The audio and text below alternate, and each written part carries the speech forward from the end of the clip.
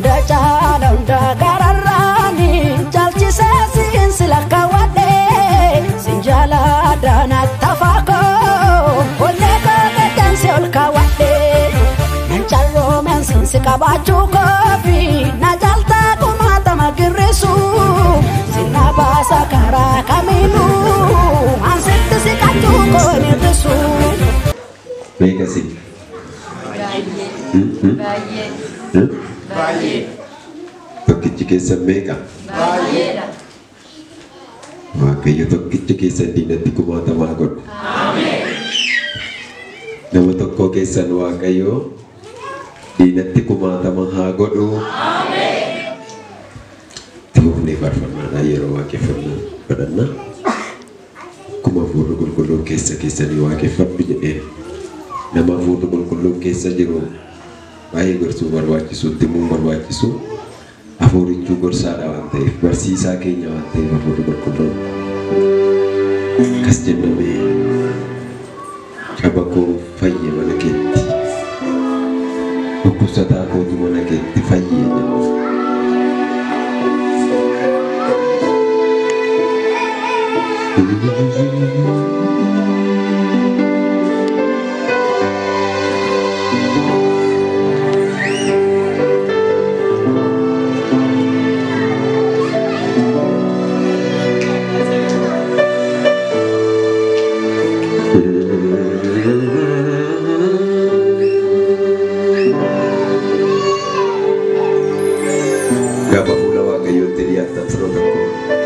Gerama qulqulluu dhiyaadha.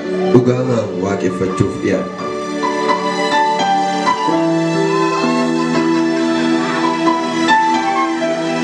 Inni isin barbaacha dhuftan, inni isin dheebottanii dhuftan eenyu nu miti hafuura Kiristoos, hafuura Waaqayyoo, hafuura fayyisuudha. Kun beekamaadha. Isa immoo nama dhugaaf hafuuratti waaqeffatutu arga.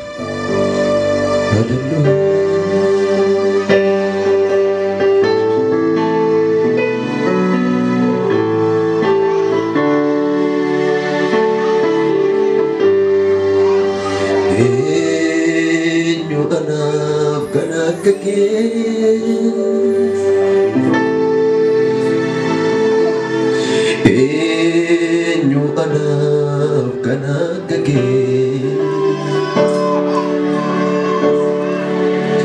eenyu anaaf kana gagee baatee na fidee barruungee eenyu anaaf kana gagee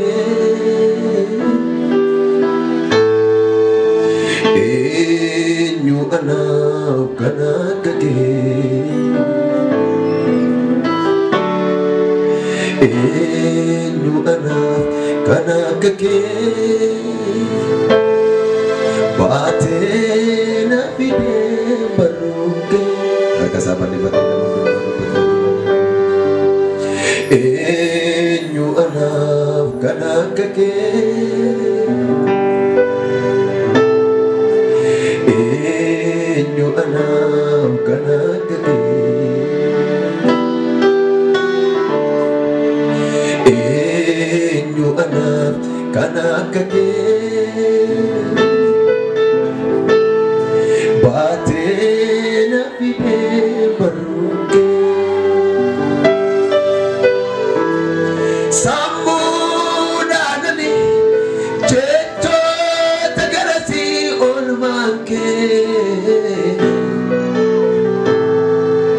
jaalatamaaf ulfata ulfina koof simbookoo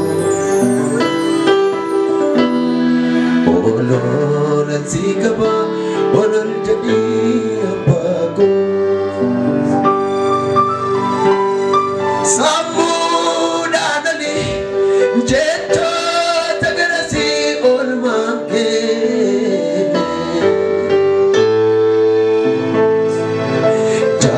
jaalatamaaf ulfata ulfina koof simbookoo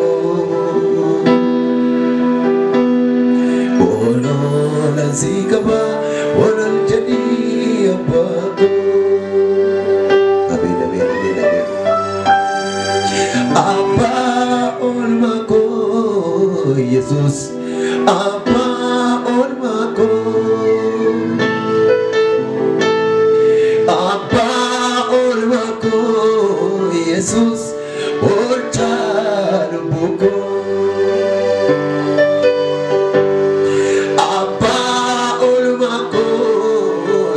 Yesus.